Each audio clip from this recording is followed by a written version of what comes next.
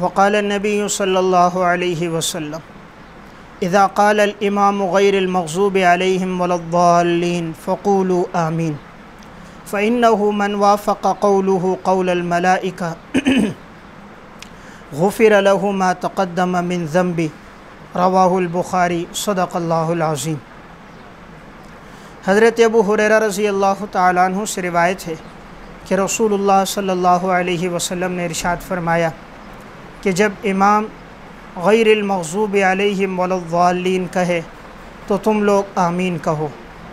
یقیناً جس کا قول امام کے قول کے موافق ہو گیا غفر له ما تقدم من ذنبه تو اللہ اس کے گناہوں کو معاف کر دے گا۔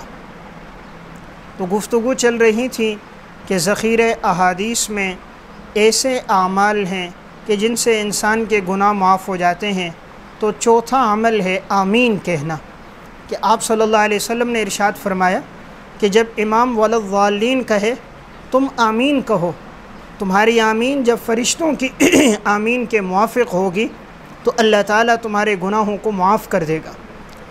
فرشتوں کے آمین کے موافق ہو، اس کا مطلب کیا ہے کہ بندے اور فرشتے کی آمین کا وقت ایک ہو، یعنی جیسے امام نے ولا الضالین کہا اسی موقع پر پیچھے مقتدیوں نے آمین کہا، تو جب وقت ایک ہوگا تو اس کے گناہ معاف ہو جائیں گے۔ یا پھر موافقت سے مراد قبولیت ہے کہ اللہ کے ہاں جب اس کا یہ آمین کہنا قبول ہو جائے گا تو اس کے گناہ معاف ہو جائیں گے۔ یا موافقت سے مراد اخلاص ہے کہ جب انسان اخلاص سے آمین کہتا ہے تو اللہ تعالیٰ اس کے گناہوں کو معاف کر دیتا ہے۔ تو چوتھا عمل ہے آمین کہنا، اس لیے جب امام سورہ فاتحہ پڑھ لے تو آمین کہا جائے، تو آمین کہنے سے انسان کے گناہ معاف ہو جاتے ہیں۔